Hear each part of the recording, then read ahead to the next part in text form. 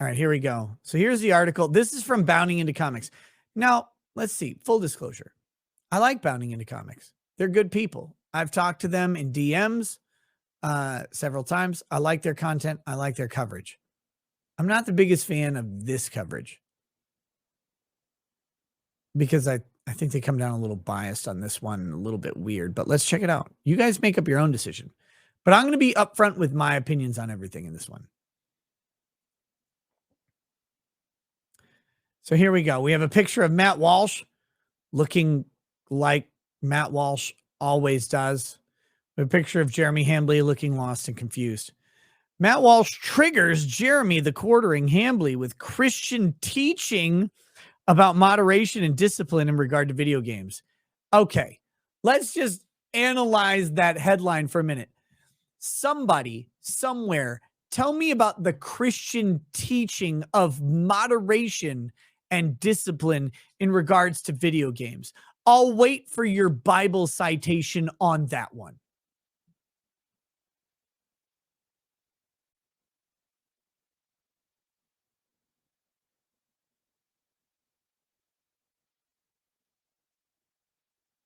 I'm waiting. Does anybody have the verse? Do we even have a proof text on this? Do we even have a pretend verse on the Christian teaching about moderation and discipline in regards to video games? Insane. Insane. It reminds me of when my grandmother called me one time and she says, after Columbine, she says, "Do you play Doom, the video game?" I was like, "Yeah." "Oh. You know, those boys who shot a bunch of people at their school played Doom." I was like, "Yeah, but I'm not shooting anyone at school. So that's weird. Because I don't know what Doom has to do with that." So Matt Walsh has the same take as my dead senile grandmother. So that was nice. Daily Wire host Matt Walsh recently triggered YouTube personality Jeremy Hambley, aka The Quartering, after he shared pretty basic Christian teachings on moderation and discipline in regards to video games. That's not a basic Christian teaching. It's not a basic Christian teaching. That's an extrapolation of Paul's words about moderation in regards to all things, I'm guessing, and has nothing to do with anything like anime and video games at all, which did not exist. I don't know if people know this. They didn't exist in the first or second century.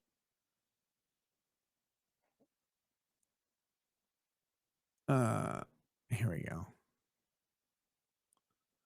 Walsh tweeted back in March 8th, 2018, quote, "Video games are a sacred cow because our country is filled with adults who are obsessed with them.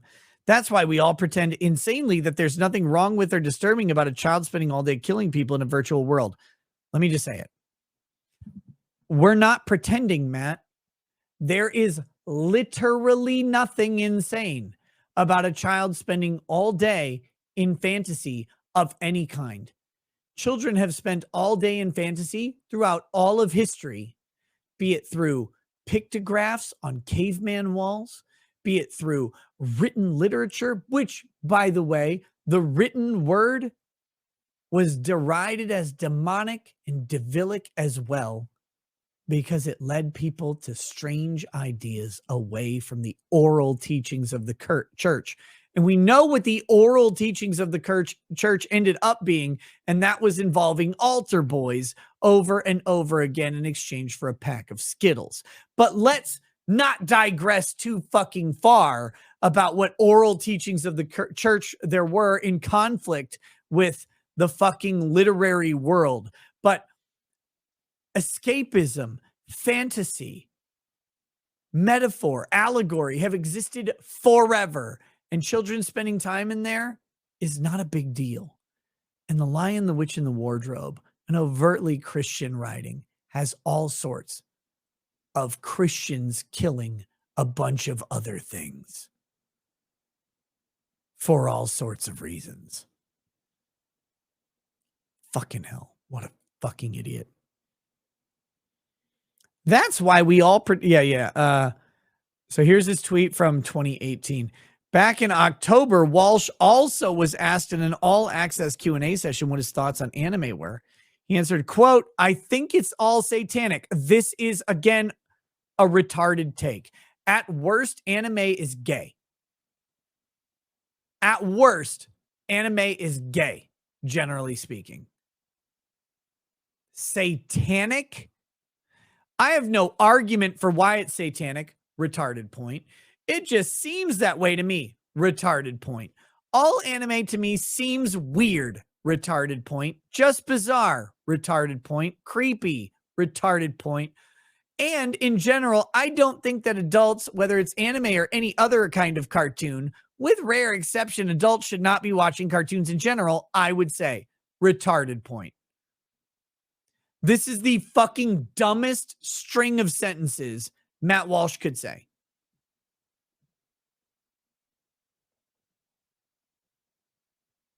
And let me be upfront about this. I have roundly criticized anime for two reasons. One, shit storytelling, by and large, just garbage. Eastern storytelling is bad. Look, you Japan cucks, you China cucks, you Korea fags, whatever you are, Vietnamese, I don't care. Your storytelling is shit. Western storytelling is better. Anime has a problem with storytelling in that when you watch most of the stories, you go, I mean, it was fun, it was cool, but that was retarded. Like the ultimate point there either doesn't exist or is buried in metaphor that is boring, ordinary, arbitrary, and ultimately pointless. That's it. If you like it, by the way, it's fine. I like Fast Times at Ridgemont High, which has the exact same criticism as anime. I love Starship Troopers. Great movie. Best storytelling on earth? No. No. But this is a legitimate criticism I have of the medium. Eastern storytelling is largely bad. That being said, I love me some anime. I don't care if the storytelling's bad. It's got ninjas, it's got robots, it's got ninja robots, and sometimes they fuck people. That's great. I'll watch that forever. Hilarious. Explosions, dicks coming out of vaginas, boobs, dicks going into vaginas. All of it's great. Fantastic. And just don't try and sell me that the stories that are shit are good. I love Grappler Baki. It's hilarious. The stories about Japanese nationalism and the supremacy of Baki's martial art to anything else are fucking retarded. Macross, culture, singing. Singing solves war. Oh, okay. Yeah, 50-foot giant monster idiots come and attack, and all we have to do is have some 18-year-old cunt go, la, la, la, la, la, la, and they stop because they're so in awe of this 18-year-old girl that they literally can't contain themselves. They're too busy coming, and they get blown up constantly. That's fucking dumb. And it's been the theme of Macross for 40 fucking years. Okay? Evangelion, by the way, the most overtly Jewish Zionist expansionist, overly proud. Jesus Christ.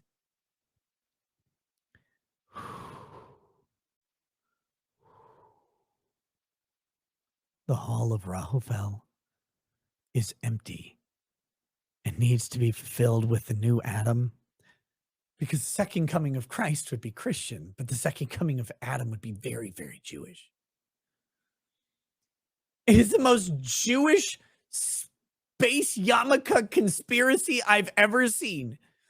And the storytelling is an insane man trying to recount Judeo-Christian theology through robots and a 14-year-old jerking off on another unconscious 14-year-old and then choosing to fuck a 36-year-old to restart humanity, but ending up picking Ray, the redheaded, like, I don't know, 16-year-old, I guess, to create a new human race. This is insane. I love it, by the way. It's awesome. It's a fantastically done anime, even though the story is abjectly fucking stupid. And it's one of the very best anime that exists. That's okay. Who cares that the story is stupid? It's fun. It's fun. It's exciting. It's ridiculous. It is something you can't do in another medium. That's why anime is great. That's why. And when they try to do it in real life mediums, it sucks. Almost every time. Probably every time. But I'm going to say almost to hedge my bets a little bit. That being said, I have shitloads of criticism of anime. Shitloads of it. But would I ever tell you, ever, that you can't watch it because it's unchristian? Or because it's bullshit? Or because it's gay or bad storytelling? No. I think the bad storytelling is part of the charm. I was watching a dubbed show called The 3% on Netflix with Lady Raggeds. I'm watching it. It's a Brazilian show. Dystopian future. But it's dubbed over, right? God, it sounds like an anime. It sounds embarrassingly like an anime. Like, I bet you're going to be a beautiful candidate. If you try. Like, oh my God, stop. Why can't American voice actors give me any real emotion in a single fucking sentence? They can't do it. You have these weird pauses. They're awkward. They're bad. Oh, it's awful. Sounds just like anime. So what? That's part of the charm. It's great. Stop watching dub. Oh, yeah, because the sub is so much better. Jesus Christ. Stop it. Stop it. The sub is like having to read a dime store novel while you watch a movie at the same time. That's not better. That's not better. It just means that the dubbing isn't shit. The subbing isn't good. Christ. And I know, look, I know you anafags and animus out there. You're going to be all up in arms about this, but you're not listening to me because you're like, I'm autistic and I can't take it that he's attacking my medium, because it happens every time. But listen to me. Just listen to what I'm saying. Listen to the actual point. Doesn't matter how many criticisms I have personally of anime. Those are my criticisms and my opinions. I will make fun of it and I'll mock it while I watch it and love the shit out of watching it. Vinland Saga's got new episodes. I didn't know. I'm going to be watching them immediately. Love Vinland Saga. Great show. They came up with new episodes for Berserk. If Miyazaki wasn't a bitch who died, I would watch that too. I was forced to watch some slice of life anime at Anime Matsuri, and all I wanted to do was find a pile of cyanide.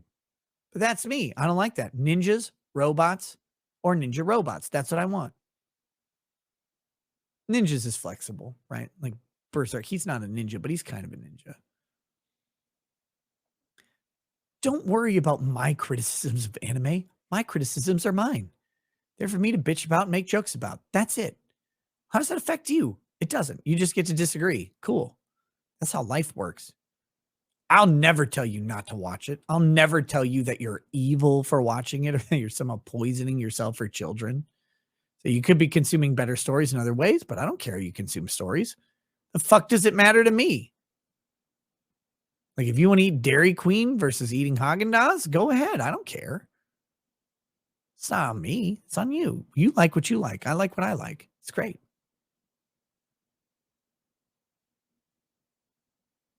Matt Walsh is out here saying it's downright anti-Christian. It's evil. This is fucking stupid. Like, this is actually dumb. And most importantly, it's dangerous. Because this aligns with conservative congresspeople's unerring tendency to want to censor. Since the 80s, we have seen it over and over and over and over again. We must stop. Dungeons and Dragons is of the devil, and children who play it are engaged in witchcraft. Video games are bad. They lead to violence. Wayne La Faggot Pierre, head of the NRA, supposedly based organization, will blame video games for gun deaths over and over and over again. Always has. He always will, because he is garbage. Wayne LaPierre is the dumbest retard by happenstance protecting a portion of the Second Amendment. And that's why you should never give $1 to the NRA, ever. Go to the Second Amendment Foundation. Go to other organizations that actually defend all of the Second Amendment, not just pistols and hunting rifles like that fucking loser Wayne LaPierre orchestrated, because he was afraid of the political fallout of standing up for what I stand for. Literal nuclear weapons for everyone. If the government gets them and I can afford them, I get them too. Because that's the Constitution, not less. And if you want to fight me on it, I dare you to show me where the founders thought there was a reasonable limit on the scale or scope of arms in the Second Amendment.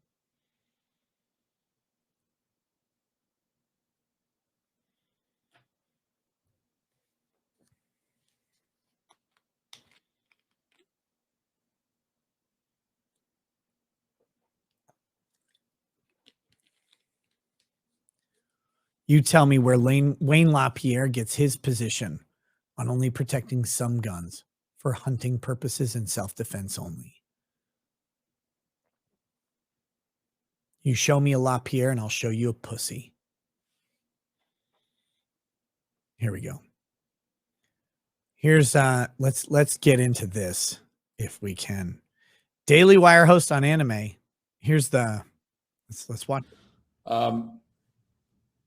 What's your opinion on anime? It's really popular amongst teens and young adults. I think it's all satanic. I have no argument. First of all, anime is not just popular amongst teens and young adults. Anime is popular amongst everybody because it's just a medium for delivering a story. And while I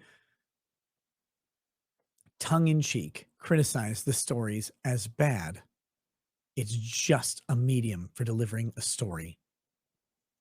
The same way that a magazine, a paperback, a hardback, a movie, a song, a poem, a faggoty representation and recitation of interpretive dance with spoken word can be. You cannot judge a medium as a general concept. You could have an anime about the fucking Bible and it would still be an anime. For it. I have no argument for why it's satanic. It just seems that way to me. All anime to me seems weird, just like bizarre, creepy. And in general, I don't think that adults should be, whether it's anime or any other kind of cartoon, with rare exception, adults really should be watching cartoons in general, I would say. Why? Why shouldn't adults watch cartoons? What is it about a cartoon that means an adult can't watch it? What is this stupidity?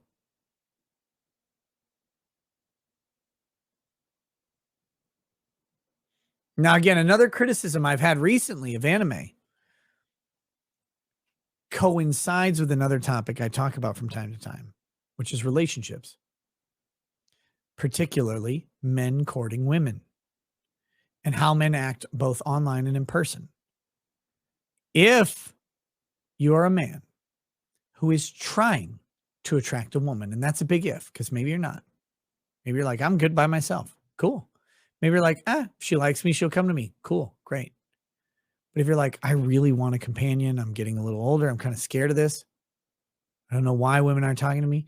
If you are online or in person talking about anime constantly, your cool anime collection of like 10,000 tapes or whatever, if that's what you're doing, you might want to curb that shit. Because while there are women who like anime, your autistic like of anime might be too much for the women you're encountering. Just a helpful reminder. I don't care how much you love it. I don't care how much you watch it. I don't care what you do with it. Go ahead. Get it, brother. Watch the grossest hentai. Watch Rape Man. I think it's funny. Laugh at it. Do it.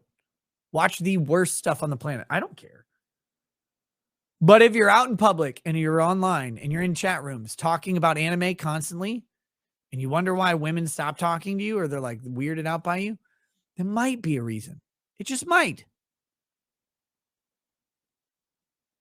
It just might be, like, I'm just saying, some self-examination that might be the cause. I'm just being open with my criticisms of anime lately. I don't want to leave anything out. But I think I've been doing this for 5 years. I've got a heavy probably don't anymore, but had a heavy anime audience because of the Vic Mignogna stuff. And there are some guys who are single, longing for companionship, who talk about anime literally fucking constantly. Constantly. And if you have an autistic shrieking about anything, you have a high probability of pushing a female away because their attention span is probably not as autistic as yours. That's okay, brother. And she'll probably like anime. You just got to get into everything else first and be like, hey, by the way, I've got these anime, some cool stories. Find those links before you bring up anime. If you're bringing it up in the first 10 minutes of conversation with someone and you're not at an anime convention, jump off a waterfall, land on the rocks. There you go. That's all I'm saying. Okay, so Walsh would later make it clear he was making an off-the-cuff joke about anime while satirizing Media Matters and other outlets who ran his remarks as serious. Oh, sure. I'm sure that's what he was doing. He noted, these are all things you might say if you believe that I was not being totally serious when I declared all animation made in Japan satanic. But again, I am serious. If I was joking, I would laugh. Deadpan humor has never been my thing, as you well know. And that is why, in the end, with all that said, anime is still canceled and cast back down in the fiery hell flames whence it came. He deadpanned. Yeah, I'm not buying it. Not buying it at all, by the way. I think he got BTFO'd on a retarded BoomerCon take that Matt Walsh has all the fucking time. All the time.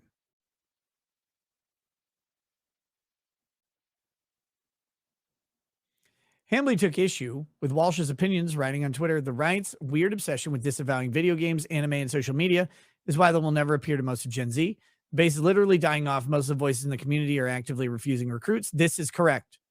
Hambly's take here is correct. Always has been on this thing. The right is bad at this. Over and over and over, the right is bad at this. He then made it clear he was discussing Walsh's writing. Matt's not the only guy saying it. There was some other moron who tweeted anime is for pedophiles or something the other day.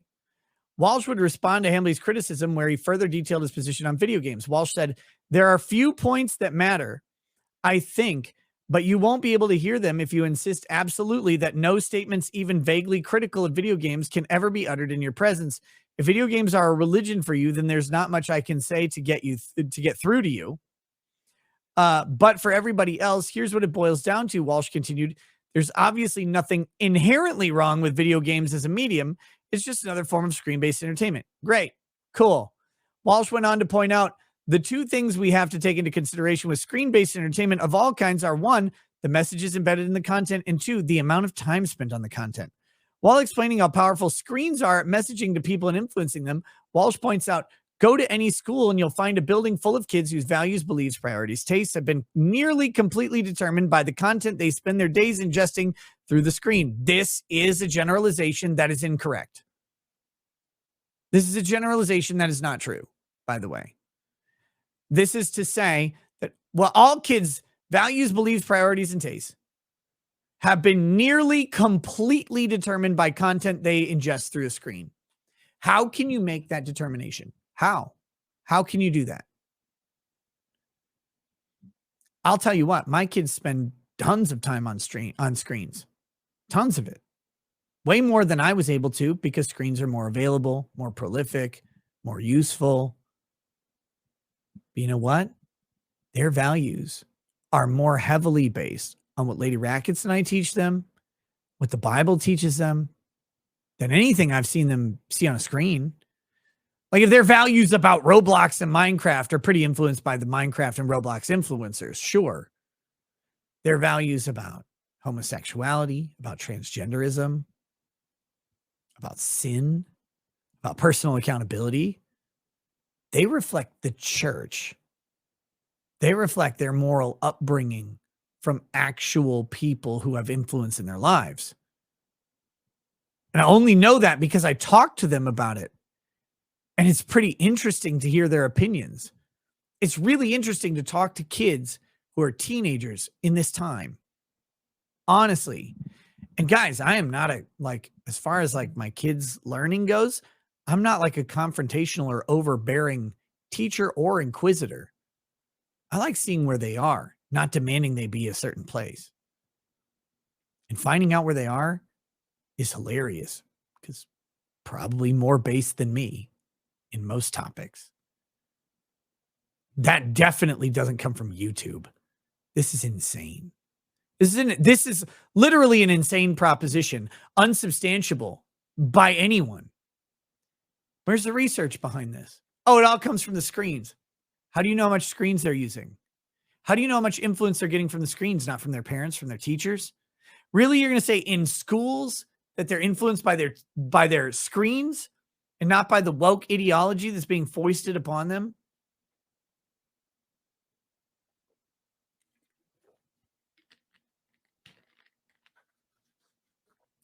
Video games are not the only example of this, or even the most potent example, but they also obviously aren't an exception. What's the most potent example then?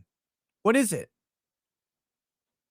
What is the most potent example? Make a statement.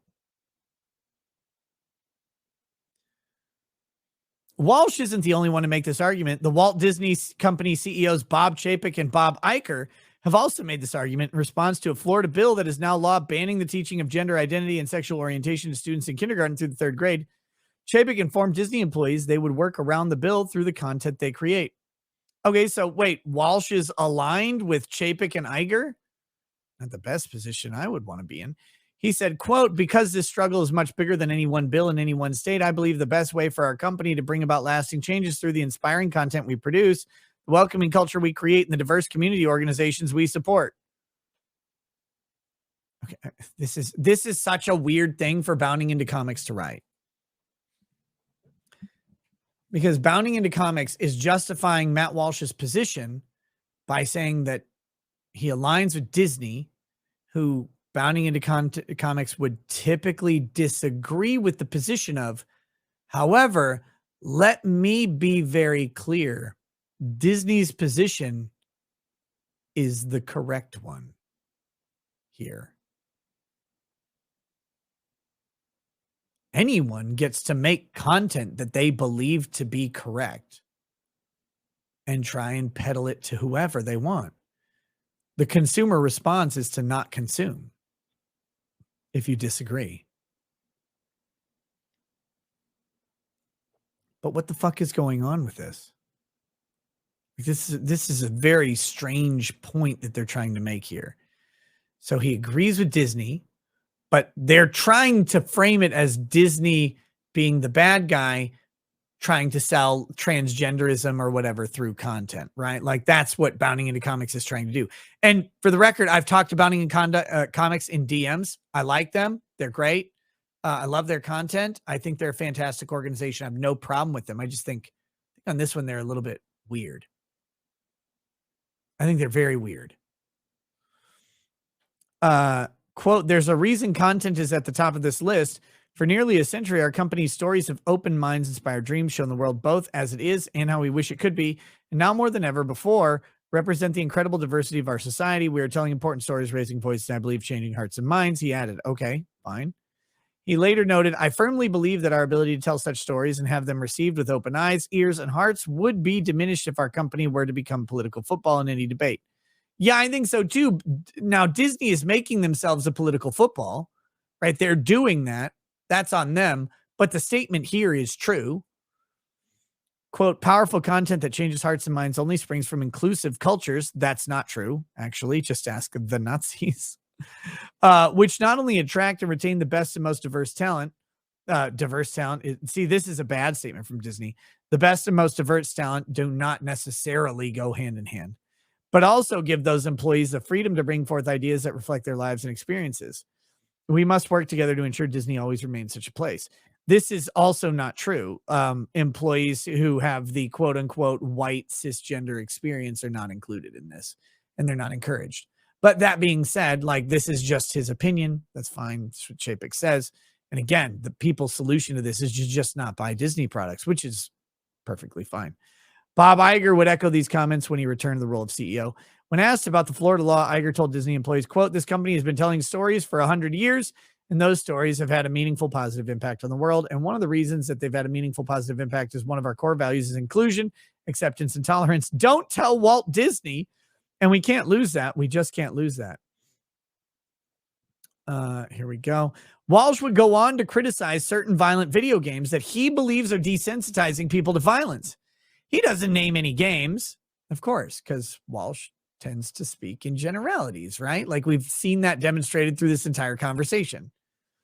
But he points out that it's games whose violence, quote, is gratuitous and amoral and overly graphic. What did those mean? When it is violence for the sake of violence, when it's violence where the entertainment comes from simply watching someone suffer, even if in a fictional context. Wait, what? What is that? What is that? What does that mean? Walsh notes this type of violence undermines human dignity and desensitizes the view, especially if the view is a child. How do you know? How do you know? There's no, by the way, I just want to point this out. There is no data that supports this position. Zero. No data from any organization, not even a disreputable organization. Nothing supports this. They've been trying to find it for years. They would love to have censored GTA. They couldn't censor GTA. So GTA 6, what they did was they got a bunch of woke losers into Rockstar, and GTA 6 is going to censor itself.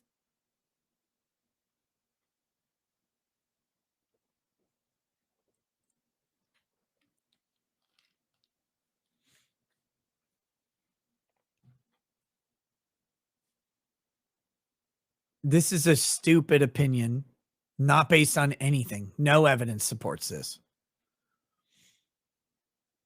However, he notes that there are good forms of violence, what he calls heroic violence, that is done in the defense of the innocent or done just by superheroes. Wait, what? Walsh would then go on to elaborate on his second point, noting people and especially kids are spending an exorbitant amount of time playing video games. He claims, quote, "They aren't having real childhood experiences." What's a real childhood experience? How is a video game not a real childhood experience? And let me just go to suggest one extra thing. Anime must be a real childhood experience by definition, right? Because Walsh said adults shouldn't watch it. So anime, by logic, must be a real childhood experience. And anime extols violence like crazy. But look at this. What is a real childhood experience?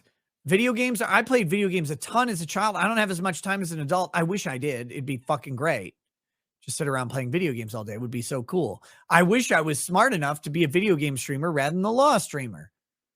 If I could have built an audience as a video game streamer, I would have 10,000%. It'd be way more awesome to make the same income playing games as I do complaining about fucking stupid legal shit. And I probably wouldn't be sued as hard. But what are we fucking talking about with this? They aren't learning how to relate to each other into the world. Have you? You're not? Video games literally teach you that interacting with the world has consequences. That how you respond to things has consequences. If you make promises to complete a quest and you don't get rewarded. If you tell someone you're going to do something and you don't do it, you don't get rewarded. And in the more progressively advanced games, not like progressive, but more progressively advanced games, Failing quests actually has negative implications. Because failing to do things you promise to do can cause harm. Not to mention the multiplayer aspect, which is becoming more and more commonplace, even for very young kids. Now, you can say that the potential mixing of young kids and older people in games like Roblox or Minecraft can be problematic if not watched and monitored, or that the safety tools are inadequate. Go ahead and make those arguments. That's great. I get it. I agree with some of them. But that being said, like my kids have learned that they cannot interact with people in certain ways through multiplayer video games more than they would have learned it at a school, because the consequences are direct. If you start false reporting, my kids are hilarious. Someone said God, right? And my kids reported them for blasphemy.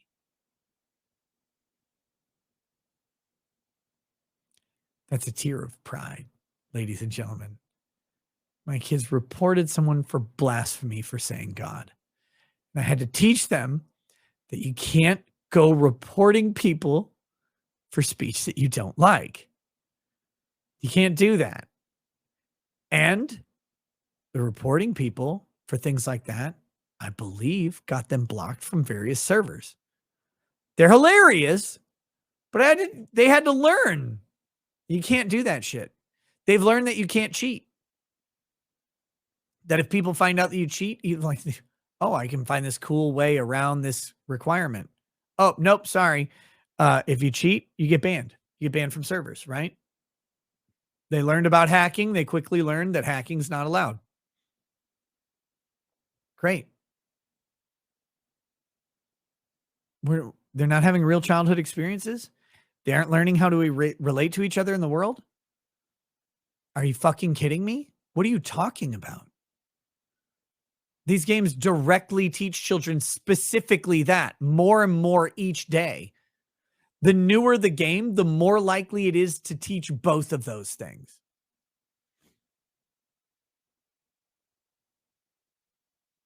And it's insane to say otherwise. They aren't learning. They're becoming fat and depressed. This isn't the video game, homie. This is the lack of parenting. This is the surrendering them to the school system. And by the way, let me offer a mild criticism of conservatives. Conservatives have surrendered the school lunch system to shit.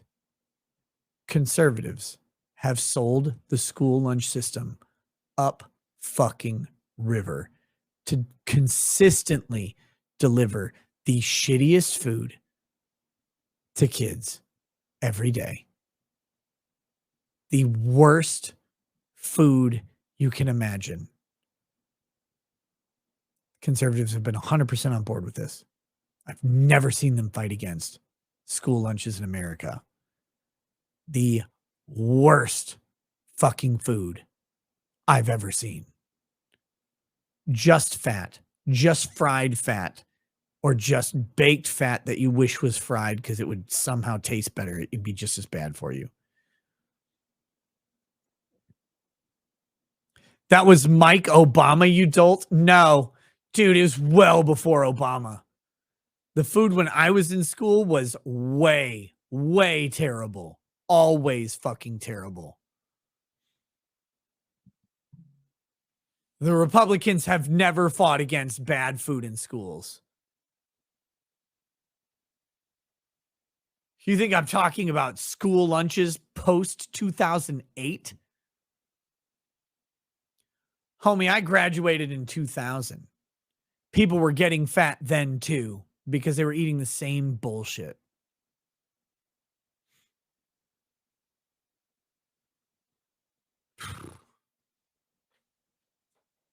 Holy shit. They can barely even like speak to each other. They can't look you in the eye.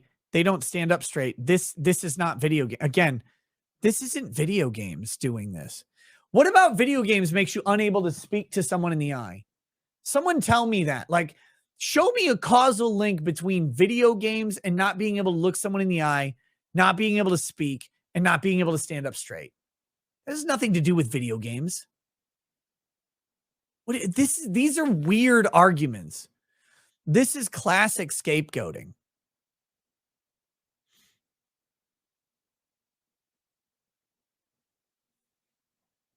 This is so weird. He goes on to explain, it's because the screen is a tyrant. It demands obsessive attention, and it usually gets what it demands. There's an undeniable addictive quality to all this stuff, and most of us know that from experience. Here it is, by the way. There's the confession. There's the confession. You got an addiction problem, Matt? What does my friend Viva say? Confession through projection.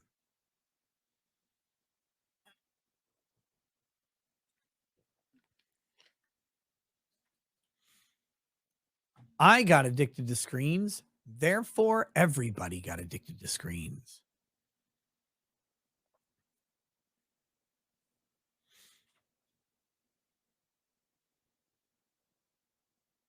Panzer, he says he's joking. Sure. It's possible to moderate your own usage. It's possible to moderate your child's usage of the device. It's possible to moderate the kind of content they're exposed to on these devices. But the vast majority of parents failed to impose that kind of moderation. Wait. Here's again another generalization, not backed by data, evidence, or substantiated in any way. The vast majority of parents failed to impose that kind of moderation. First of all, that assumes the premise that that kind of moderation is correct, and that kind is just what Matt Walsh's opinion of what the moderation should be, right? This forces the premise. My kind of moderation is correct. Parents should be monitoring and moderating in this way. They are not doing it to my standard, therefore they have failed. Sorry, Matt, that's not how it works. That's not failure. That is a failure to conform to your standard, which is not a standard at all. But that being said, he can't even substantiate that claim. He can't even show that that's true. He can just state it, because how can you show that it's false?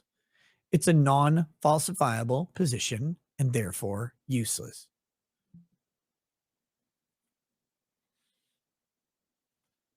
How do you know what kinds of moderation parents impose or don't impose? And again, how do you know that your imposition of moderation is correct? You don't. He's not a behavioral therapist. He hasn't cited papers that he's shown that this is true, or this particular set of moderation will alleviate the problems that he cited. He's created problems out of whole cloth, and then he's decided that those problems are not being properly addressed by solutions that he's created out of whole cloth. He has data for neither. But this is Matt Walsh. I mean, this is how Matt Walsh has conducted himself for well over a decade. Walsh's commentary is not unheard of and is in line with the catechisms of the Catholic Church that teaches, quote, the means of social communication, especially the mass media, can give rise to a certain passivity among users, making them less than vigilant consumers of what is said or shown. Users should practice moderation and discipline in their approach to the mass media. They will want to form enlightened and correct consciences the more easily to resist unwholesome influences. This is from the Catechism of the Catholic Church. Who decided this?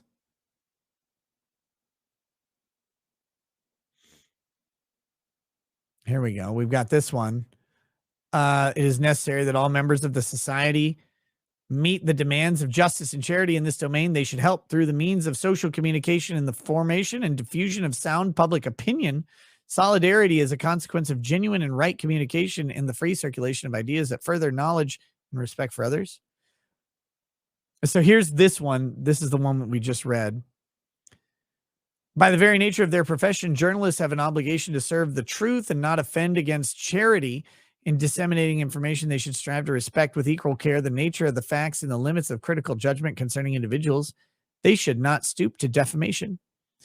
Civil authorities have particular responsibilities in this field because of the common good. It is for the civil authority to defend and safeguard a true and just freedom of information. By promulgating laws and overseeing their application, public authorities should ensure that public morality and social progress are not gravely endangered. Social progress? Through misuse of the media, civil authorities should punish any violation of the rights of individuals to their reputation and privacy. They should give timely and reliable reports concerning the general good or respond to the well-founded concerns of the people. Nothing can justify recourse to disinformation for manipulating public opinion through the media. Interventions by public authorities should avoid injuring the freedom of individuals or groups. And I don't know. Some of this stuff sounds like communist shit to me. This is weird.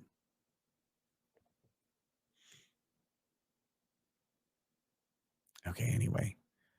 That's from the Catechisms of the Catholic Church. That's from this link right here. Pope John Paul II also addressed the role of cinema in 1995. Oh, did he? But it can also be applied to other mediums such as video games. He said, quote, as happens with all the media of social communication, the cinema, as well as having the power and the great merit of contributing to the cultural and human growth of the individual, can oppress freedom, particularly of the most weak, when it distorts the truth and when it presents itself as the mirror of negative types of behavior, using scenes of violence and sex offensive to human dignity and tending to excite violent emotions to stimulate the attention of the viewer. There you go. That's the evils of cinema in 1995 from the Pope, from the same effective source as the Catechisms of the Catholic Church.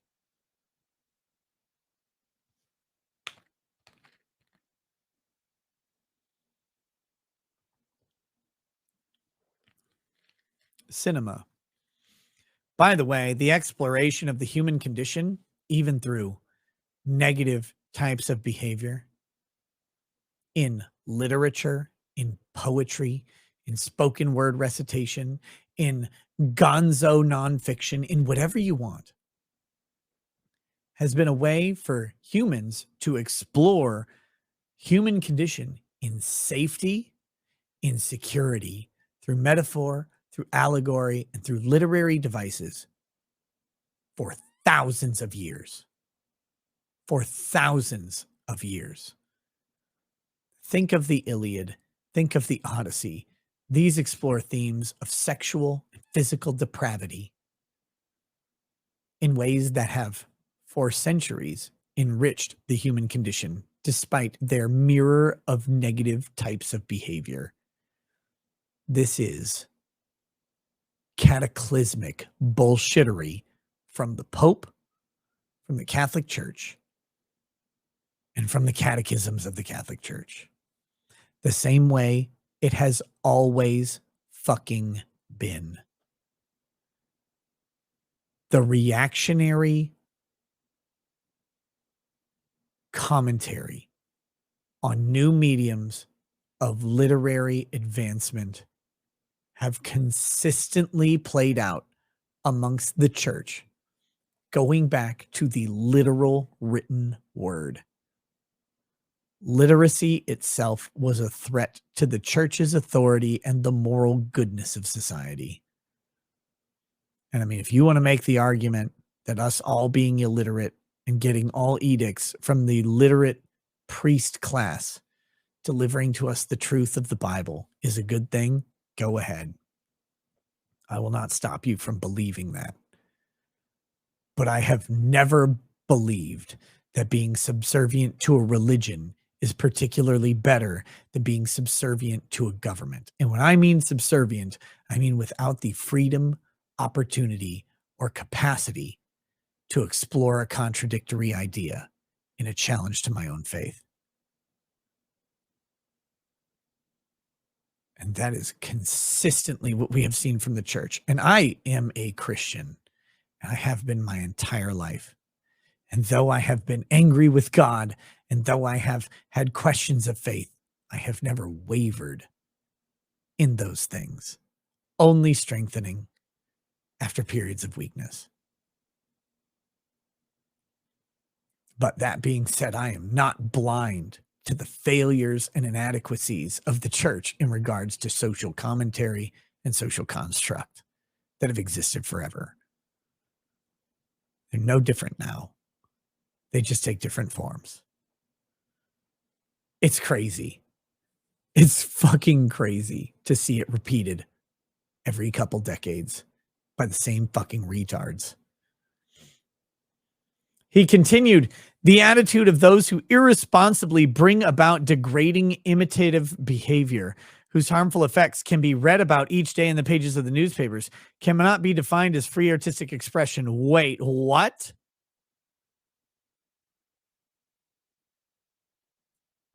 As the gospel reminds us, only in the truth are we made free. Wait, so the attitude of those who irresponsibly bring about degrading imitative behavior, whose harmful effects can be read about each day in the pages of the newspapers, cannot be defined as free artistic expression?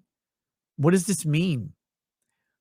What he's saying is that those who make art that is degrading imitative behavior, that art is therefore having a harmful effect that we read about in the newspaper. What the Pope was saying in 1995 is people who watch violent movies go on to commit violence.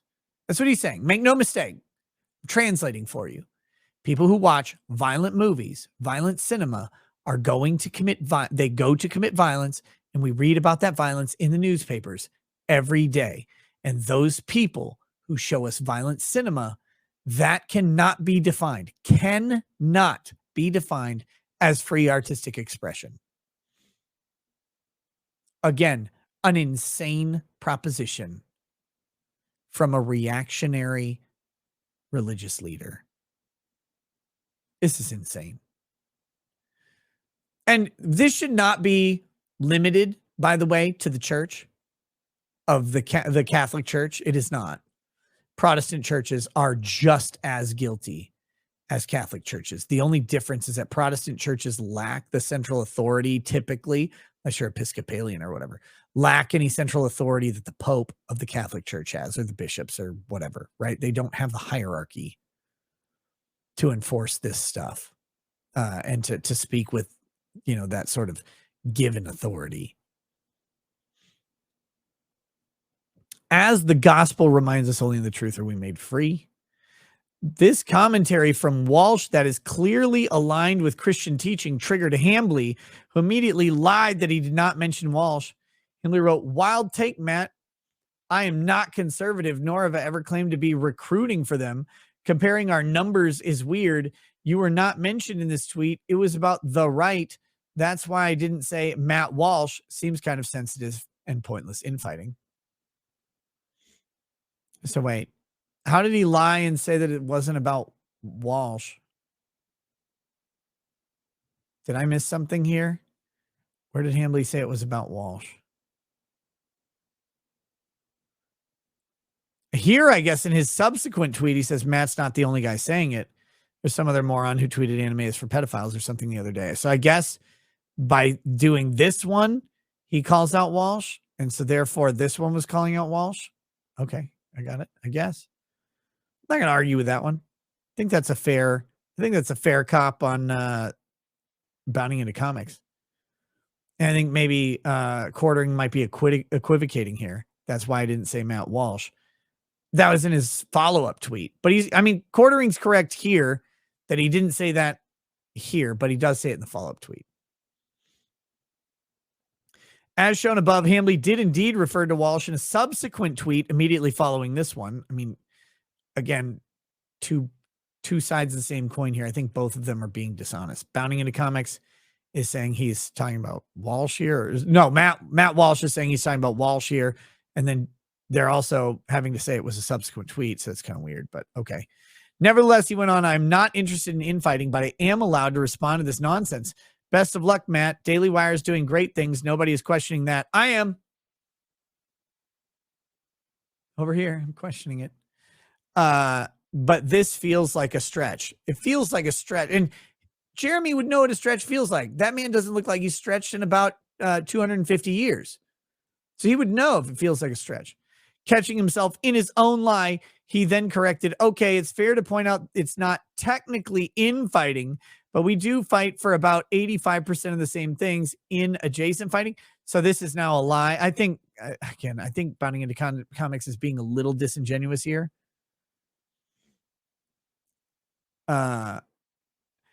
Hambly would double down on his lie even when confronted by Walsh, who tweeted, come on, man, stand by your words. You tweeted that at the exact moment that people were digging up old tweets of mine about video games. Everyone knows who you were talking about. Hambly retorted, Matt, you're still wrong. You're wrong and still deflecting. Why are you so sensitive? My point was about the right not understanding culture and dismissing things like video games and anime to their own detriment. If you took that personal, that's more of a you issue, bud. Yeah, I kind of agree with Hambly here, frankly, but that's me. Hambly continued to double down on his lie. Again, I don't know. I don't know if lie is the appropriate term here. When Walsh confronted him again, quote, you mentioned me by name. I know your whole gig is to start drama with people with bigger platforms, but I really think you should consider generating content another way. Oh, is that a threat? Like, why? Why, Matt? Like, if we're going to distort people's words, like I could just call it, are you threatening to leverage the Daily Wire against Jeremy Hambly? Are you going to make him an enemy for wrongthink? Is that what's going on? Like, what are you going to do? Or at least if you're going to stay on this strategy, stop with the passive aggressive stuff. It's lame. Why? It works very well for him. Oh, by the way, Matt, the passive aggressive is a nice motif you have going. Hambly replied, Matt, I did not mention you. I was clarifying to people who thought it was you that it was in fact not. There you go, relying on numbers again to try and win an argument. If you want to play that game, I suggest revealing how much Daily Wire pays to promote your content per month. Oh. Ooh. Hambly would then share DMs he sent to Walsh back in March about a completely unrelated topic in order to try and defend himself from accusations of clout chasing. He tweeted, I am not playing with this take it to the DMs crap and people claiming I'm clout chasing. I do just fine. Second of all, I tried to over 2 months ago, 0 replies. Hate to break it to you. Matt Walsh is the one doing this in public for clout, not me. Go whine to him about being a drama queen, blah, blah, blah, blah. So he's got some DMs from March 11th, 2023. You know who I am. We fight for the same things, but via different methods. Are you available for an interview this week to discuss how we can meet in the middle? See, this is it about it. This is not a completely unrelated topic. Again, this is, I got to say it. I got to call balls and strikes, man. Bounding into Comics is being very dishonest here. Bounding into Comics is being very fucking dishonest on this one. That is not a completely unrelated topic. It's literally the topic they're talking about, just without the specific context of video games and anime. But he says, we fight for the same things via different methods. Are you available for an interview to discuss how we can meet in the middle? That's what he was talking about earlier, that they're infighting adjacent. Same things, different methods. I don't like this. It's annoying. Next, he tweeted, I love how Matt gets to shit stir and be a drama queen all he wants. Literally constantly make videos from some high horse and act all offended about a tweet that wasn't even about him, and nobody says he's being a drama queen. My replies, however, are full of people telling me to let it go, but not him. After previously taking issue with Walsh touting the number of people he's brought into conservatism, Hambly tweeted, I hope to change conservatives with huge platforms' minds about culture like video games and anime. To dismiss it, or in many cases demonize it, is to actively reject millions of potential Republican voters who might not see themselves as conservative. Wait. So? This is weird from, again, weird from Bounding into Comics. A weird prefatory statement to this. Because Hambly's right. Jeremy's 100% right here. And I have an obvious bias. Hamley's my friend. I mean, we disagree on a ton of shit, but I don't care. Hamley's my friend. I've never talked to Matt Walsh in my life, and if I did, I'd probably make fun of him a little bit. We'd probably get along, but I'd have to call him on some silly shit that he said or done or whatever. Like, or probably will say that day. But that being said, like, I don't hate him. I just hate some of his boomer takes. But this, like, okay, so Walsh brings up the number of people he's brought into conservatism. Hamley tweets, I want to change conservatives with huge platforms, minds about culture. Okay, so Hamley's talking about bringing people to conservatism, or Walsh is, sorry. Hamley is talking about bringing people like Matt Walsh to change their minds about cultural issues, saying, hey, these aren't actually like liberal things. Like, there's a ripe audience for what your goals are right here. These are not exclusionary things. You can talk to people about these reasonably. You can engage this stuff and find a whole lot of people who would be voters and supporters. I don't think this is in contrast here. And I think Bounding into Comics is being a little gay with this statement. He would continue to attack Walsh by lying about his position on video games, that he believes playing them causes real-world violence. And we tweeted, now it all makes sense. Matt is literally a violent video games cause real-world violence guy. Ha ha ha. This has been debunked a zillion times. Here we go. Walsh. Oh, okay, this isn't a link. Walsh says, stop pretending violent video games are harmless just because you like playing them. I got to find this tweet. Hold on. Because I can't see what he's citing to.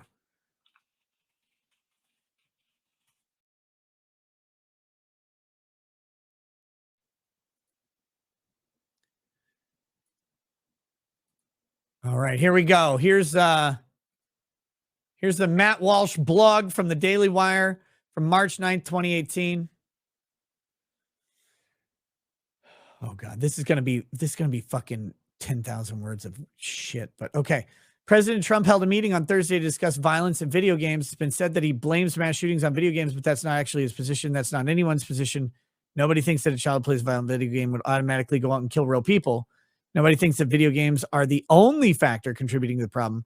The pro-video game people prefer to rail against an argument nobody is making. Actually, people are making this argument and have been for decades, ever since Doom and Columbine. That argument has been made. There's a specific guy who's very popular amongst conservatives who is making this argument for a long time. I don't remember his name. Anybody know the guy? He's very fucking famous for trying to show that, like, I remember one of the specific things. He was talking about the weight of the guns in arcades, because the guns in arcades had slides that would rack, and they had the cord that came down, and that mimicked the weight of a gun. Like, he made this Jack Thompson. Yeah, Jack Thompson. Holy fuck. Jack Thompson's been making this argument forever because they cannot respond to the extremely logical and irrefutable argument people are making. Here's what President Trump said. We have to look at the internet because a lot of bad things are happening to young kids and young kids' minds. And their minds are being formed. And also video games. Hearing more and more people say the level of violence on video games is really shaping young people's thoughts.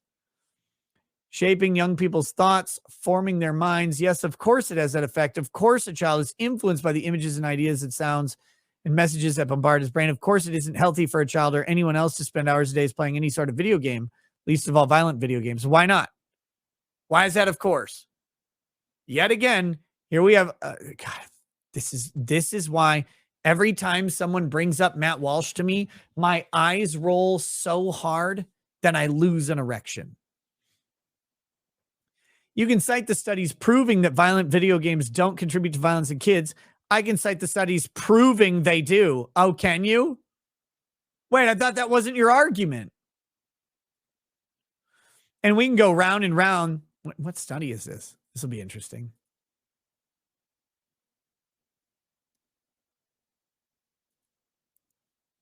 So this is from the National Center for Health Research, Violent Video Games and Aggression. After mass shootings, the media and public officials have questioned the role of shooters' video game habits. Do violent video games increase aggression? Studies have shown that playing violent video games can increase aggressive thoughts, behaviors, and feelings in both the short and long term. I'm pretty sure this study has been completely debunked. There is a recent comprehensive review of all these studies, And none of them have actually considered that, but okay. What is aggression? Oh, that might be the interesting part. Oh, they don't actually define aggression. They just have the fucking link. Violence is a form of aggression, but not all aggressive behaviors are violent. Very few studies have looked at whether playing violent video games increases the chance of later delinquency, criminal behavior, or lethal violence. Such studies are difficult to conduct and require very large numbers of children. It makes sense that since playing violent video games tends to increase the level of aggressive behavior, it would also result in more lethal violence or other criminal behaviors.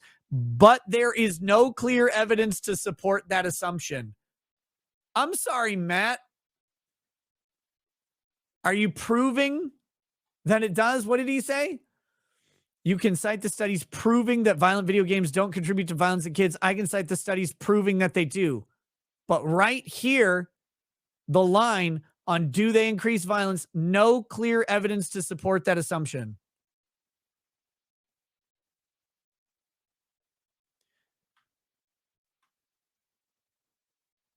So what Matt did, likely, because I've seen people do this a million times, he Googled this sort of topic, read through every abstract at the beginning, found that it was that the APA considers it a risk factor for aggression, and therefore determined that it increased violence, and failed to read all the way to the fucking bottom. It's important to keep in mind that violent video game exposure is only one risk factor of aggressive behavior. For example, mental illness, adverse environments, and access to guns are all risk factors of aggression and violence. So wait, does Matt agree with this study proving that access to guns is a risk factor of aggression and violence? Is that what Matt believes now?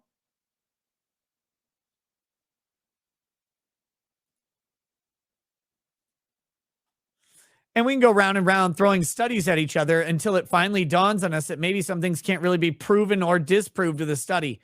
The problem for Matt here is that you actually can't go round and round throwing studies at each other, because I'm pretty sure that's the only study that even indicates that.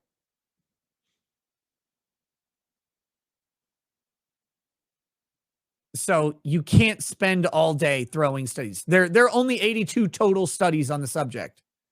And I'm pretty sure that's the strongest worded one in his favor.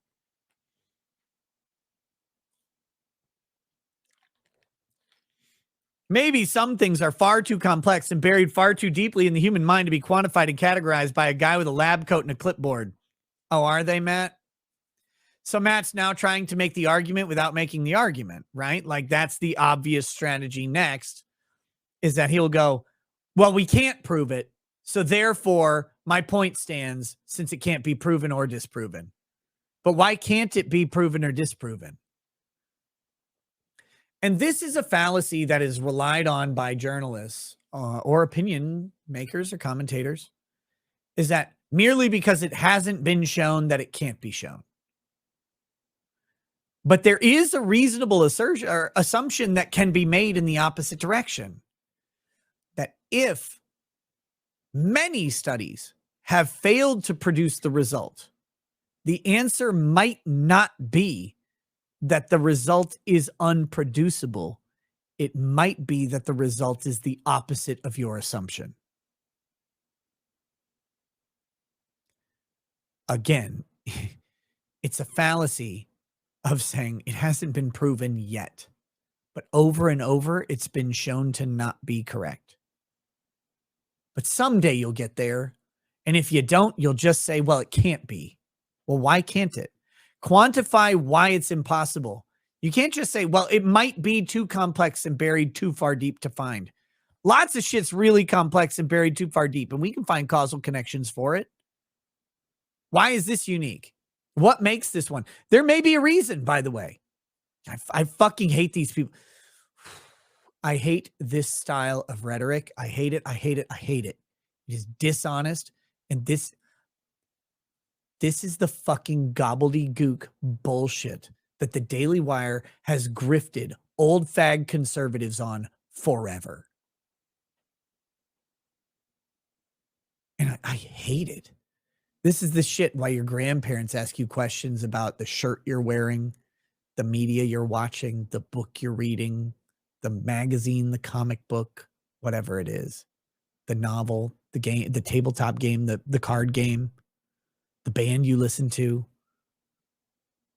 It's because they have some 35-year-old fucking weirdo with too bushy of a beard and shitty glasses who's been jerking off onto a page writing articles for a decade, having the same grandparents be like, oh, finally a young person understands us, dumping money into his shitty endeavors. Self-reinforcing his bad takes. No one ever correcting them, because why would you? He's a money magnet. Just summed up Matt Walsh's business model. It makes me want to vomit. Some mass shooters weren't video game fans. Some were. Okay, so the Sandy Hook school shooter was obsessed with video games. He made 83,000 online kills before he went out and killed 20 children. Okay. Are you going to tell me that you're positive his hours upon hours spent, his hours upon hours spent stewing in virtual violence had nothing, absolutely nothing to do with his murder spree? Yes. I'm going to tell you that. Because it is demonstrable and repeatable over and over and over that people who have spent comparable and considerably more hours doing the same things have not done the atrocious, unique, and ridiculous act of murdering 20 children. And to say otherwise is fucking retarded. It's absolutely fucking stupid. To sit there and willingly make dumb points over and over and over because you know a dumb grandparent somewhere will contribute $50 more to the Daily Wire is the pox upon the conservative movement that must be shed, cast out, and it's why I will not identify as a conservative or a Republican for the foreseeable eternity. Why I will always be a fucking libertarian. I don't care how gay and faggy libertarianism is. It's way better than this cuckery. And this cuckery is what runs the party.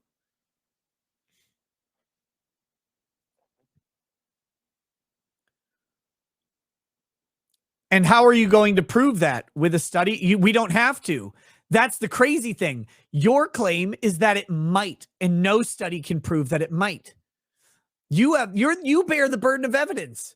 The default assumption would be that millions and millions of people play thousands and thousands of hours of violent video games without murdering a school.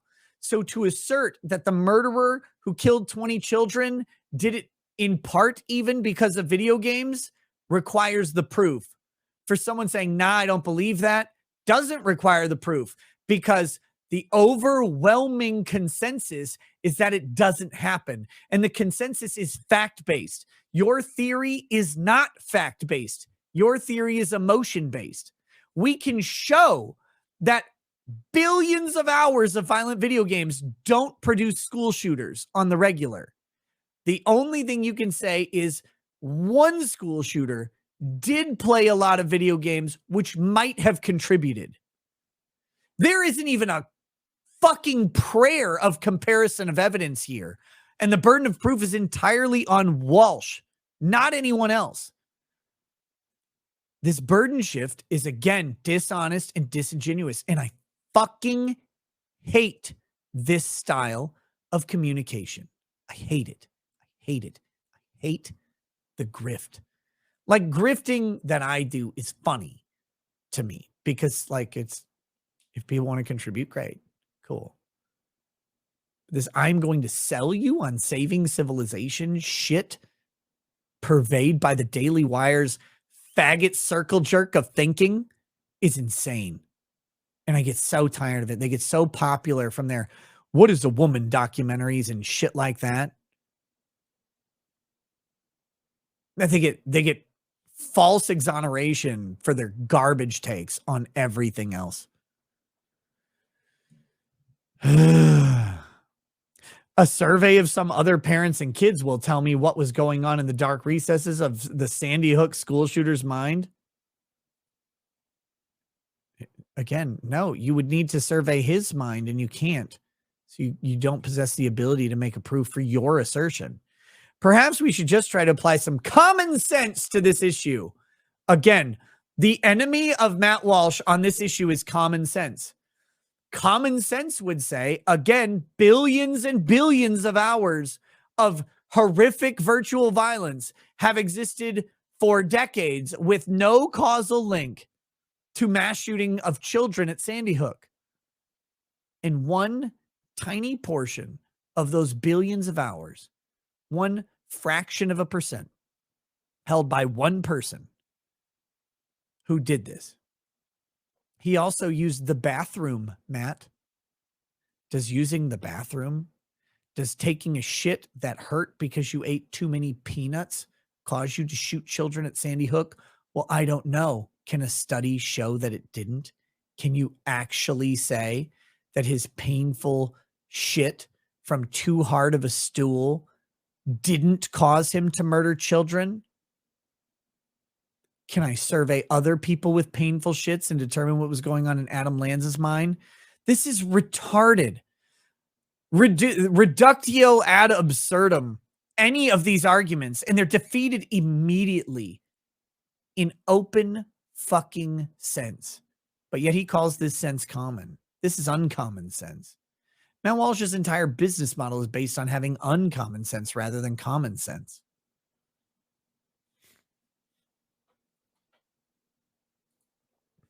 Reductio ad absurdum is reducing an argument to the most absurd conclusion.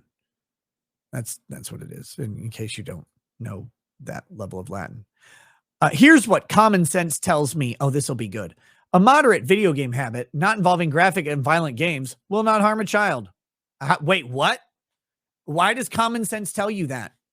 What basis do we have to say that a non-violent video game that is moderately consumed will not harm a child? Again, retarded. What is violence? How is violence special in this? What if that content involved gambling and a moderate consumption of it triggered a gambling addiction in a child? Oh, wait. All of a sudden, non-violent, moderate consumption has triggered an addiction that can be crippling later in life? Oh, okay. Well, but it wasn't violent, though, so I guess it won't harm the child? This is fucking, again, a fucking retarded point. This is insane. Urgh. As of 2014, the number is surely higher now. The average American over the age of 13 played video games for about an hour a day. An hour a day for a child is probably already too much. No matter what type of game. Here you go. If that were his only screen time, it might be fine. Okay, so we've now determined that an hour of video gaming a day is too much screen time for a child over 13, by the way. And that an hour of screen time total might be fine for someone over 13. So a 15-year-old child might be fine with 1 hour in total of screen time. Let that sink in for you.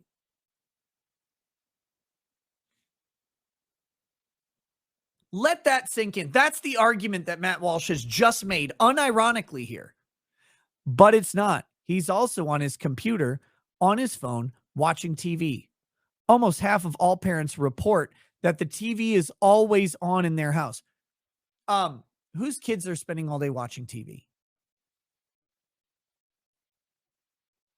My kids watch almost zero TV. My youngest watches TV.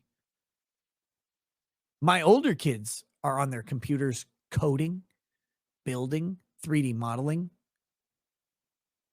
My middle kids are emulating the behaviors of the older kids. They're playing in those environments created by their older siblings. They're doing teamwork, by the way, to overcome tasks. My daughter, just the other day, my daughter was on Roblox, and she found out that you can generate Roblox art. You generate art in Roblox and sell it for Robux. Robux have a real currency value to them. And so she made a couple pixel art images of Mario and Princess Peach. And she sold them, made 146 Robux, which $5 is 80 Robux, roughly. So she made, she made like $9 based on her labor that she put forth. She's creating something and selling it for something that has real monetary value. So I don't know whose TV is always on. I know what my kids do. They make things. They make things I can't figure out how to make. My son, my second oldest son, he made a script that allowed for progressive generation of levels. I think it was either in Minecraft or Roblox that would generate randomized progressive levels in a series of, so like you walk into a room and it generates the next room and you have obstacles in the first room that you have to get to. And then when you get into the next room, it's a randomly generated different room. So every playthrough is completely different. He scripted that. He just created it. I don't know how he did it. Maybe it's easy. I just know that I can't fucking figure that shit out. How do you do it? Well, he's just wasting his time on screens because that won't be beneficial to him in the future. Those problem-solving abilities, that creation of a way to solve a problem, of generating a new game every time someone clicks on it, won't be valuable in the future. These are retarded takes from the same people who said that video games could never be a career. You can't make a career generated like building video games or playing video games or going online and talking to a camera or recording yourself doing retarded dances in a grocery store. Of course you can. You can monetize fucking anything. All you need is a distribution network and enough interested people to support you. And it doesn't take that many. And Matt Walsh should know this. Matt Walsh has been supporting himself through something that shouldn't have been possible, a blog. You can't make money by writing independent articles and posting them online like a fucking loser. You have to be published by somebody. You have to write for Town Hall, right? Like, but Matt Walsh did the exact thing he's saying you can't do. This fucking, anyway. I hate these arguments. That's not good. Why is that not good? Why is the TV being first of all, assuming this is real, assumes it. Why is it not good that the TV's always on in their house? By the way, the TV's always on in my parents' house. My parents are watching it because it's the boomer generation. Almost half of all parents report the TV is always on in their house. Who's watching it? This is 2018. Who's watching the TV, though? Is it the kids or the parents? Because in my parents' house, it's my parents, not me. I fucking hate TV. It makes me sick. I'm sick and tired of these fucking shows. My kids don't watch TV. I tried to get them to watch classics like Darkwing Duck and Animaniacs. Watch like one episode and they go, this is stupid, and they leave. They can go build something. My kids aren't unique, by the way. I want people to know that. Kids are way fucking smarter than retarded adults like Matt Walsh think. Kids need to read books. Oh, yeah, there's no other way to consume a story than a book. Faggot take. They need to play outside. Why? Why do they need to play outside? What does playing outside versus playing inside fulfill for a child? What actual thing does it do? They need to have conversations with their parents. Again, what if the parents are watching TV and explaining things to the child? What if the parents are talking to the kids about the things that they do inside? What if the parents are talking to the kids about the shows that they watch? Okay, this is insane. They need to develop interest in hobbies and skills that don't involve staring into glowing boxes. We are finding progressively more that this is untrue and that the future of employment rests in the glowing box.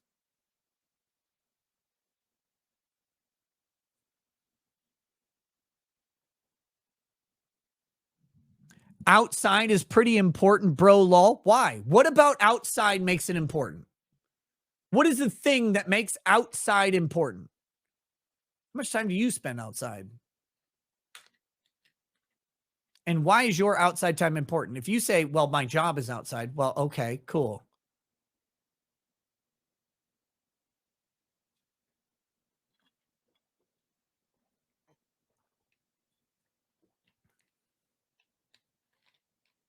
Fresh air and muscle development. Oh, yeah. The inside of your house air is so unfresh that it's unhealthy for you and you can't develop muscle inside. That's stupid. That's not even fucking real. Like, we don't live in like a pre-industrial India here. Like, you can have clean air in your house that's fresh. This is weird. These are weird takes. Vitamin D, you can get it from milk, man. Take a supplement.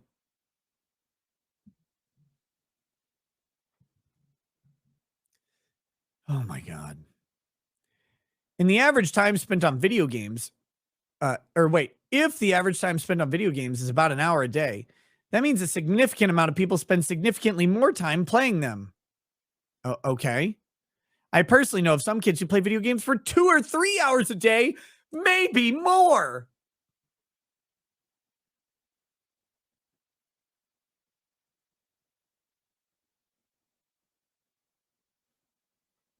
Oh no, not more.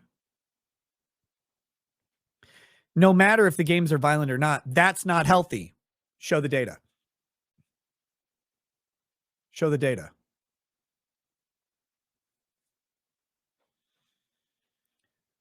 I don't care what your studies say. As a human being with a brain, I am able to determine that a child should not spend every moment of his free time escaping into virtual reality. Your kid only has 3 hours of free time? Why is it free time?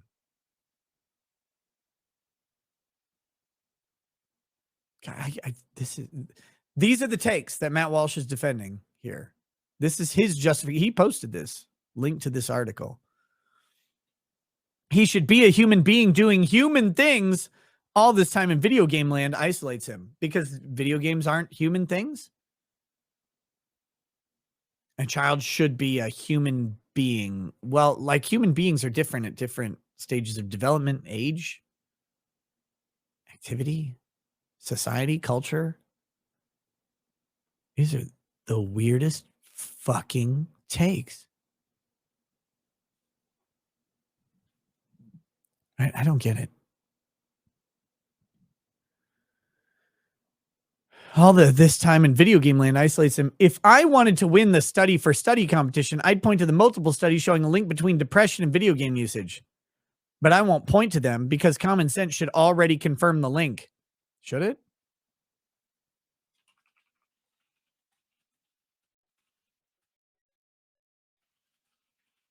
Let's see.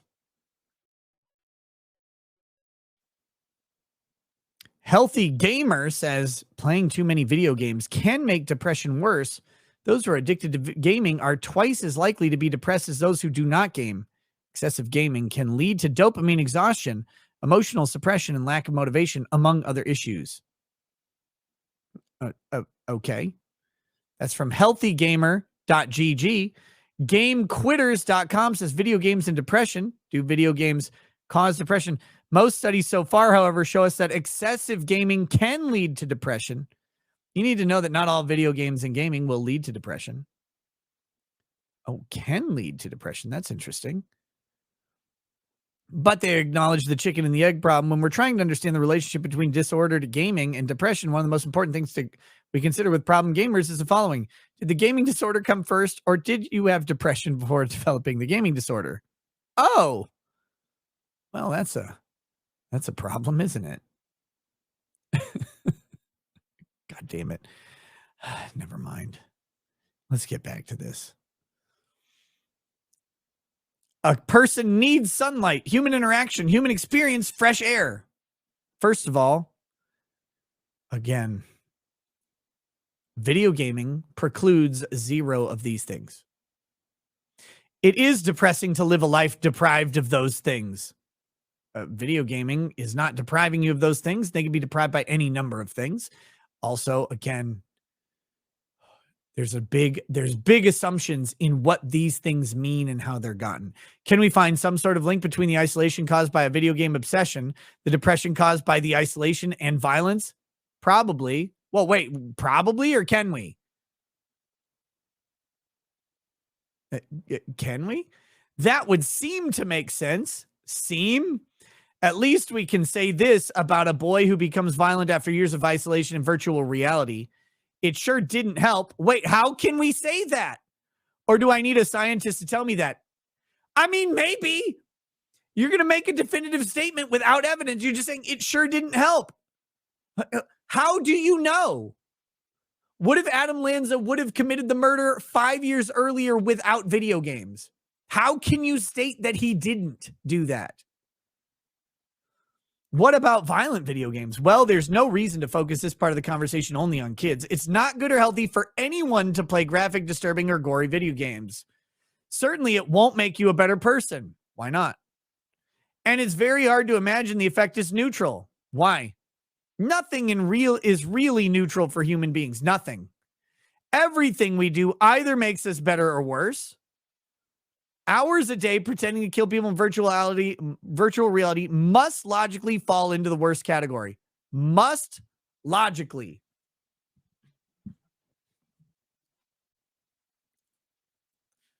Matt Walsh is a fucking idiot. Period. There. Summarized. I don't need a study to show it. My common sense shows me that his takes put him logically in the category of fucking idiot. They must naturally be that way. And it's only healthy for men to not be a fucking idiot. And writing articles that have no data, no backing, but only someone's vaginal feelings about an issue must put them in the category of fucking idiot. So therefore, Matt Walsh is a fucking idiot. There, done. Summarized with the same logic that Matt Walsh uses.